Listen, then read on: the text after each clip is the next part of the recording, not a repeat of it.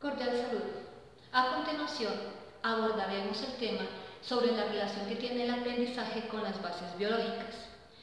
encontrando allí que el aprendizaje es inherente a las funciones cerebrales gracias a sus estructuras y su trabajo en conjunto, permitiendo o generando en el individuo la posibilidad de que estos aprendizajes y conocimientos tomen relevancia de manera significativa. De allí encontramos una parte en el documento de la revista Educación donde la autora Campos manifiesta que el cerebro para aprender necesita percibir y codificar una información y que para ello necesita de recursos multisensoriales como el cuerpo, la motivación y todos los conocimientos previos almacenados en un sistema de memoria especial. Se puede interpretar que todos estos factores que se encuentran en el ser humano, desde la concepción hasta el desarrollo de su madurez, han de ser fundamentales con el fin de que sus conocimientos realmente sean significativos y desarrolle habilidades cognitivas y emocionales de manera óptima. De tal manera que al adquirir estos conocimientos y estas habilidades logre transformarlos desde su entorno familiar, desde su entorno social y obviamente desde su entorno individual. Vamos a tomar como ejemplo del contexto cotidiano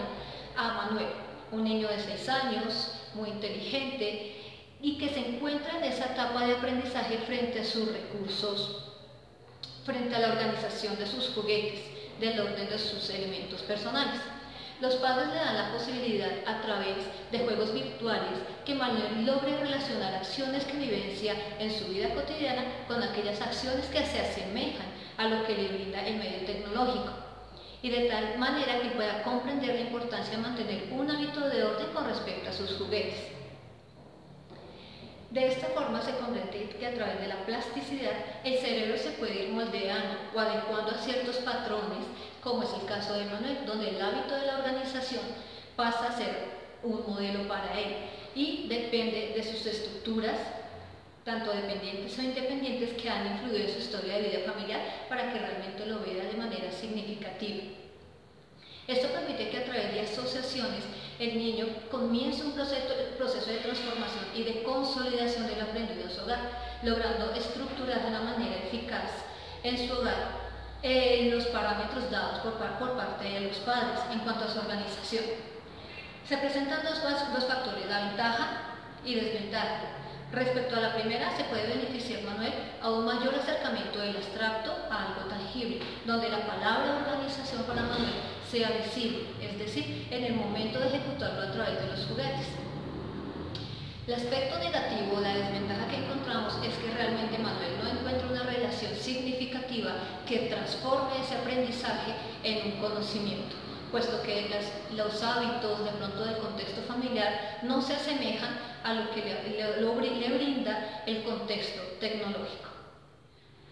Por otro lado, encontramos un ejemplo a nivel educativo con niños de grado quinto en la clase de danzas, donde se aborda el tema de los elementos dancísticos para un montaje. Para ello, la profe de danzas lo que busca como recursos para que los niños puedan entender e identificar qué elementos abordan este tema,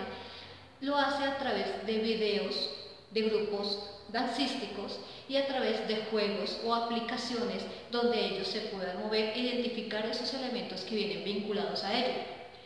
Esto va a permitir que a través de la observación de estos videos de los grupos dancísticos le permitan imitar dichos movimientos con un determinado ritmo, le permitan a los estudiantes identificarlos y asociarlos, estos dos elementos de la danza, dentro de su trabajo corporal y de manera que estos dos se integren a montajes dancísticos construidos y desarrollados en clase.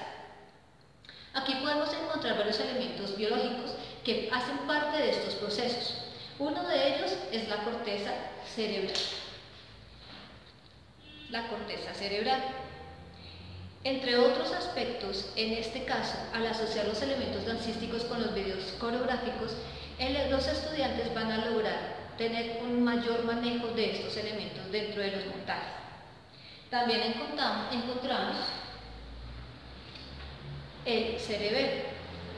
el cual tiene una función muy importante y es desarrollar las habilidades motoras, De ahí que al ejecutar las danzas de manera frecuente, teniendo en cuenta los elementos implícitos que se tienen en cuenta, le permitirá a los estudiantes llegar a ejecutar estas habilidades de manera automática.